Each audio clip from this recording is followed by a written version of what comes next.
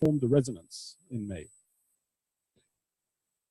I'm not sure about you, but I know when I do an awareness through movement lesson, those times that everything's pretty cruisy and it's going well, you know, that little voice doesn't come up. But when things are not going so well, how quickly that little voice comes, oh, why don't you try harder? Or sometimes, there, it's okay. And, you know, two ends of this extreme is no good. One sends you just into, and the other one sends you into just like this. So this notion, this metaphor of directing yourself is something that Feldenkrais considers really, really important. So much so that this is what he considers as one of the main objectives of doing awareness through movement.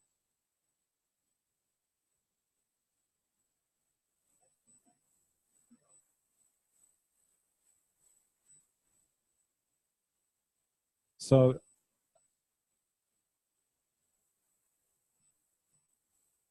directing yourself well. In other words,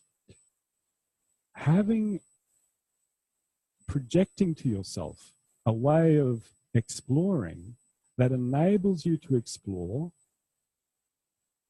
in a way that's quite resilient, so that you don't give up either by just shutting down because you're in so much anxiety and fear mode, or shutting down because you're just into so much relaxation trying to escape it, you know, so those two ends of the continuum.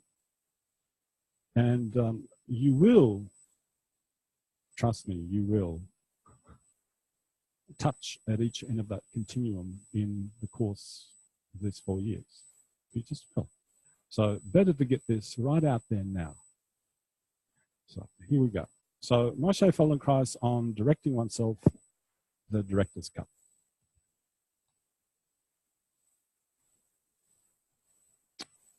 So when learning new ways of directing oneself, it is essential to bring about optimal conditions for success. So when learning new things, optimal conditions. Remember this notion of how do you create a scenario that affords you the opportunity to be in a state where you can learn. So here he is saying that in his own words, straight out of the Pope himself. This will all be up on the knowledge base, so better not to take notes. Yeah, of course you can free to take notes if you want to direct yourself in that manner. That's okay. Don't trust your memory.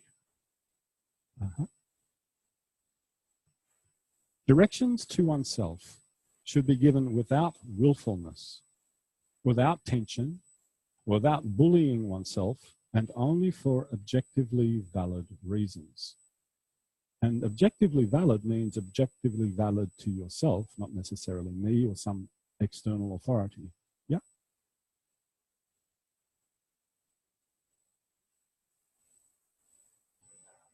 One ought to learn to be as polite with oneself as with anybody else, and to feel just as awkward disturbing oneself with irrelevant problems when doing anything of consequence.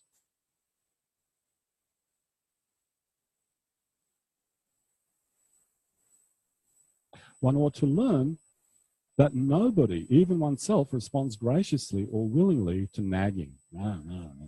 Come on, you can get up, you can roll up, come on, roll up. Just get on with it. Yes, no, none of us respond well to that. The more one adamantly trains one's willpower for its own sake, the more one becomes compulsive, rigid in mind and manner, and stiff in body.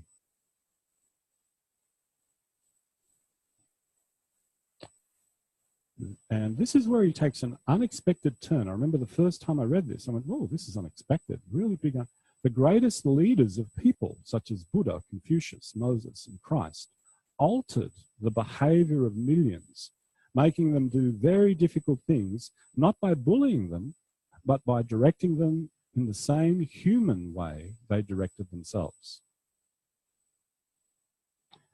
They are admired not for their willpower, but for their poised, reflective manner. Poised, equipoise, kind and objective. They had a clear understanding of what was necessary for the women and men of their time, and they treated themselves likewise. So no discontinuity. It's about myself, it's about you, it's the same thing. One has to set about learning to learn as befitting the most important business in human life. That is, with serenity, but without solemnity, with patient objectivity, and without compulsive seriousness. Clenching the fists, tensing the eyebrows, tightening the jaw are expressions of impotent effort. It is possible to succeed in spite of these faults, but only at the expense of truly healthy joy of living. And here's the last one. Learning must be undertaken and is really profitable when the whole frame is held in a state where smiling can turn into laughter without interference, naturally, spontaneously. Yeah.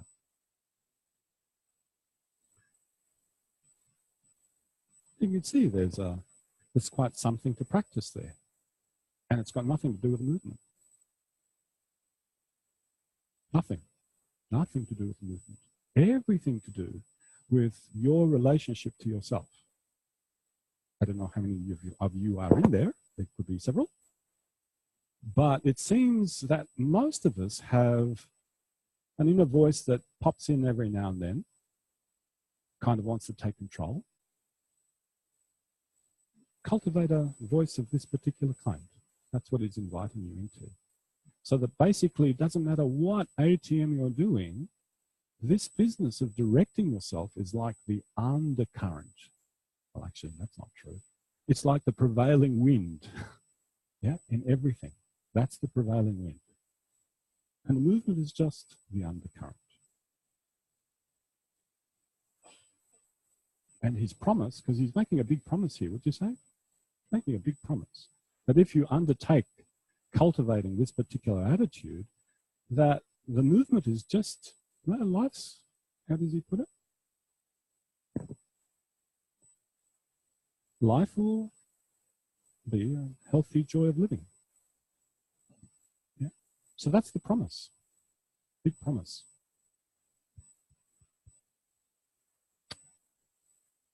So what do you think about that?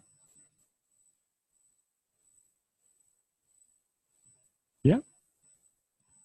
Is there something that really sparks that love?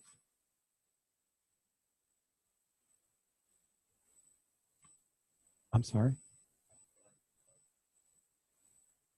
Oh, yeah, so it relates to your experience? Yeah. Oh, we have the orange cube. The Borg are coming. Sorry. It's a bit like that, saying or axiom, do unto others as you would have them do to yourself. It's a bit like do unto yourself what you would like, how you would like to be treated by others. Yeah, that's good, because that's exactly how it starts the book. Have you read the book? No. Well, that's his introduction to the book. Yeah. He says that Christian saying, do unto others as you would have them do unto you, that's cockeyed. Switch it around.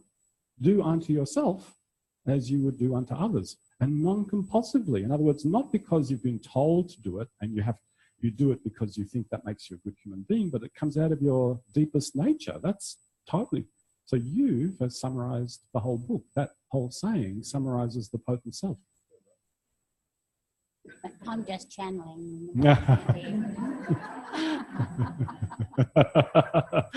Well, I'll tell you what, if you all channel Moshe, wow, I'm going to have a lot of arguments in my hands. Go ahead. So could you say another aim of Feldenkrais is a way of being or relating to oneself and the world, really? And that movement, like you said, is just a way of developing that. Yeah. I mean, that's just, the bigger picture stuff. So my response is yes, but that's just my response. What would your responses be to that question? Not based on this talk that you've just, because you've been influenced a little bit by this talk, but before you came here, would you have thought that this is what's cooking? Would you have responded differently to me? I wouldn't. You wouldn't.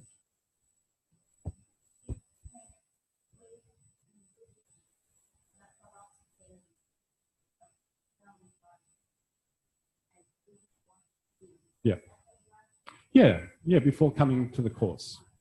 Yeah. So the answer is no, and the answer is yes. Yeah. So that's the only answer. There it comes. No, I can't say. In actual fact. Direct yourself well, you'll be fine. Yeah, it was in part it's the way in which my experience of being in a lesson and the way it's languaged is that's what makes it the moving attractive. Yeah. So really, that's the way the kind of central taste that's going all the way through it. That's what brings you back to taste again and again. Because I think what appeals to me is its introspection and its lack of judgment. Yep. Okay. Sorry, Helen, and then.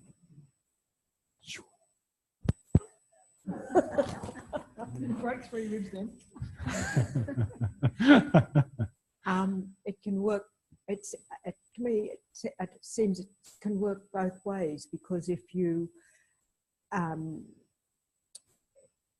look at the way you give attention to,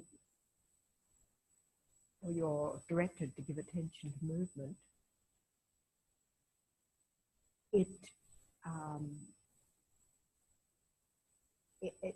all this naturally comes from it. Mm-hmm.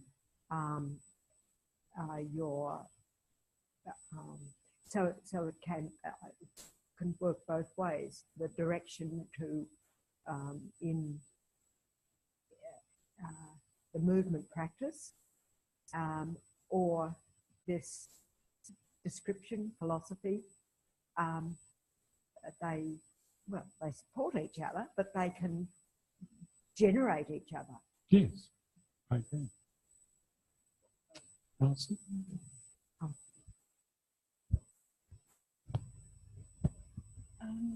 I know at several points during an ATM, we're often reminded to think about our clenched jaws or whether we're breathing. But it's interesting, and given how deliberate most ATMs have they've been developed, is that a sentence? There's no period at the beginning of an ATM that's sort of about, as often happens in yoga, for example, where you might spend a little bit of time at the beginning sort of letting people, in effect, bring this to mind. Yep. Is that deliberate? That there isn't, like the first few minutes of an ATM. Yes. Doesn't have him say, you don't say something like that. Rather, you start into an ATM and then during the course of it, you might remind people about breathing. Absolutely. The specific response to that is the practice of awareness through movement lands in different cultures and lands in different social groupings. So in some social groupings, for example, when Feldenkrais started to teach this work in Israel in the 1950s, a lot of the people that were coming to his classes were coming from war-torn Europe and had a high degree of trauma. Mm-hmm. So he would weave this message in, but he wouldn't necessarily settle it in right at the beginning because he wanted them to be preoccupied mostly with the movements. Otherwise, they would just enter with their awareness into their traumatized bodies. Does that make sense? I'll try to. So when he first started teaching in Israel, the people were coming with bodily trauma because that's where trauma resides. Yeah, it resides in your patterns of motion and patterns of thinking. Now, if he had have got everybody to lie down on the floor and attend to the sensations of their body, and this is the course that we were taking, that would just tend to rekindle everything. As a colleague of mine reported in Sydney, who works a lot with people from Vietnam and those areas who have experienced trauma. And she says, I just can't take them into their body in that same way that we do an ATM. So no point doing that. However, historically speaking, when he shifted over to the United States, California, humanistic potential movement, humanistic psychology, that's a different culture. That's a different social grouping. So where can you take these people? You can take these people into exactly what you're saying. Lie down on the floor, sense yourself. Know that this is about how you treat yourself as an individual, and everything else is consequential. That's the most important part. So you can see two different cultures, two different ways the work can be expressed. And so your task, it's not a task, your sensitivity as a awareness to movement teacher is, how do I present this for a group of this particular kind? Does that make sense? So that's the complex answer to your question. But it's the question, it's the answer that kind of resonates in me the most. Yeah? Who's got the orange box? I just want to question that. It feels like there's a couple of statements in there that were quite like didactic. I think that's the phrase. So against willfulness and against clenching of the fists and these other gestures. But it seems to me that if we practice the way we've been talking all this time, that there's a place for everything. But sometimes, you know, if you choose to have it, or if you. So I just want to query that thing about, especially about the willfulness, and what does that specifically mean? Like, also like discipline, say, is somehow connected to that. There's value in those things, surely, at some times and places in life. And for example, if we're talking about that spontaneity, like what is the thing that is before the spontaneity? Surely there's an intention to act. And so to have the intention to act and transform that into an action, that involves some form of will. Yes. Right? Yeah? Yes. So what's the difference between that form of will and willfulness, which is the willfulness is pushing through everything, you know? But I just wanted to open that up and see what you think about it and other people. I told you, some people will start to channel Moshe. Welcome. Yeah, because that's a Moshe question. What do you mean by willfulness? What's going on here? Is that the same all the time? Surely that can't be right. Yeah. So it's important to open that up. And I will respond, but you can respond too. That is exactly one of the things that becomes elaborated in doing the training like this. Once again, I can give you a short answer, but really it permeates through the whole 3 years that we're together. The willfulness that he's talking about there is the kind of willfulness we kind of generally experience. You know, I'm going to do this if it kills me. That kind of willfulness, which is what you'd call in the dimension of destructiveness. And the kind of willfulness that you're talking about is a constructive kind of willfulness, where it's got a constructive, if I keep myself on this task, and if I keep on it just enough where I'm on the edge of ability, losing ability, that's discipline. That's a different kind of thing. It's constructive rather than destructive. And this is where you should question these words that come up, these phrases that come up. You should question what is the aims and what are major aims and what are minimal aims, because one of the things that I hear again and again as I watch these videos of Moshe teaching the last training of his life is that everything he says, that's just a word. We'll have to get to the meaning of that, and we'll have to get to the meaning of that in terms of our embodied experience, our embodied understanding. Because that's where all words have their meaning, in your experience.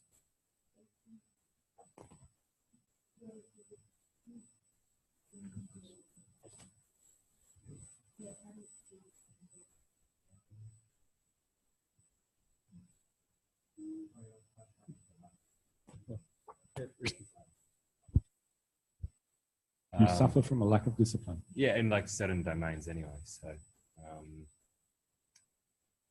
like, you know, we talk about that concept of that equipoise, that moment when like you shift from a flexor to an extensor and that you can feel the that tiny little kick across. Like I suppose at its most subtle, will would be the thing that gives you the most subtle kick that can kind of push you in the direction, and then it's like a flow that is in train. Oh. That would be will, and willfulness might be. I read it as there as something that is so dominant that it limits your capacity to go into that flowing place. Yeah. It would feel, yeah, like he describes, probably more like rigid and all those things. Yeah, I mean, I wasn't disputing the willfulness as being problematic, but more questioning the way it was described there, that it was almost, there's not a positive aspect to will. That dialogue there was just perfect. Perfect dialogue. Yeah. By asking your questions, you drew out more of what your understanding was, and by your responses, you reformed a question and asked another question.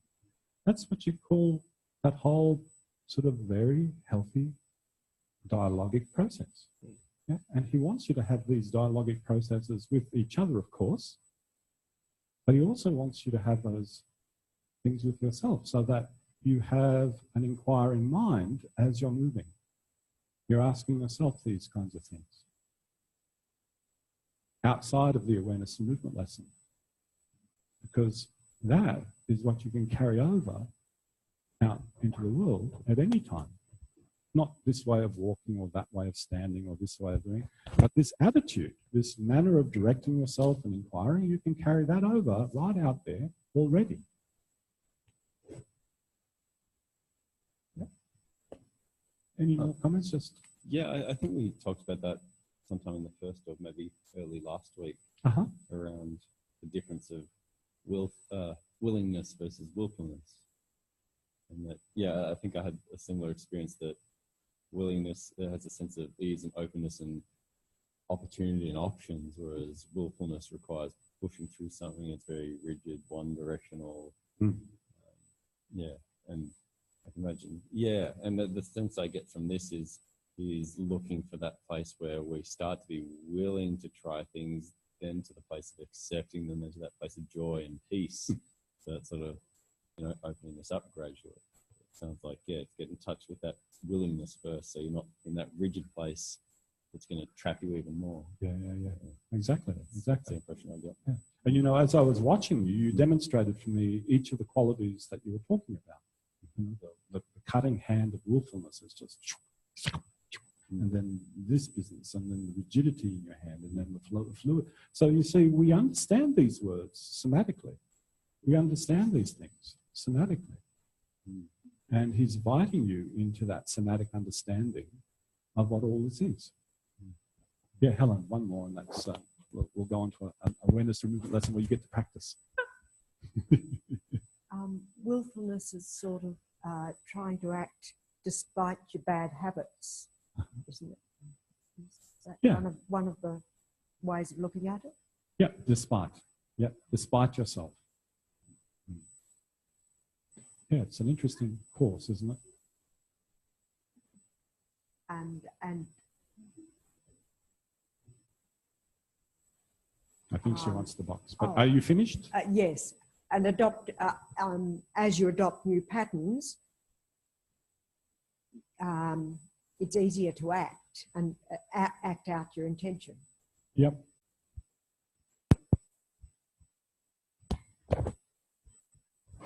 Last one. Okay, yes, I know I wasn't meant to add another one, but I just felt I really fit that description, the whole clenching fist and tensing the eyebrows, tightening the jaw as if it's going to help. It's not. I'd say the act of being willful isn't always about being stubborn or trying a different way, or the opposite of willful. It can be, to use a vernacular, it's the try hard.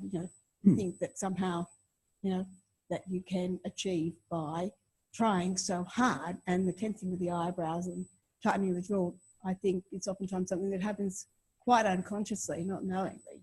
It's in the background because you're trying so hard. I'll just make that distinction. It's almost an excess of willfulness of, you know, trying to do the right thing.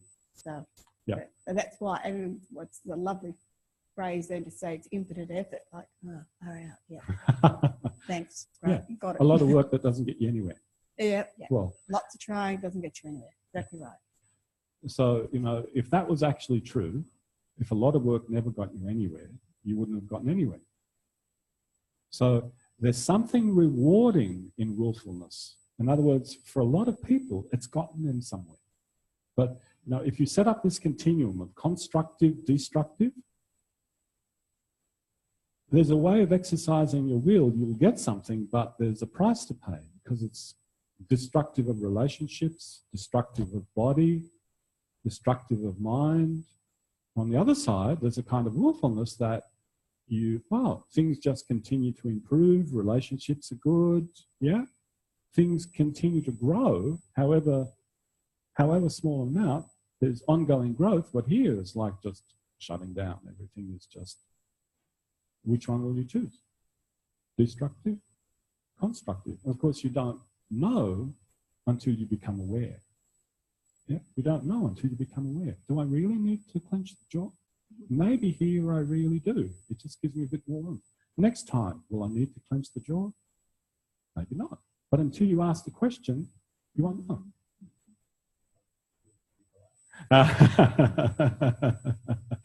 That's right. Yeah, does that make sense? So this is something that you'll be practicing throughout your whole 3 years. And I just thought it was important to know that this is one of the major aims, so that you can forget it and then remember it and then be reminded and then remind yourself and then read it in the book and go, oh yeah, I remember something about that. Yeah, so just orbit around that. Yeah. So we'll go into, you want a little break or shall we go straight into a lesson? What would you like? A little break? Okay, a little break.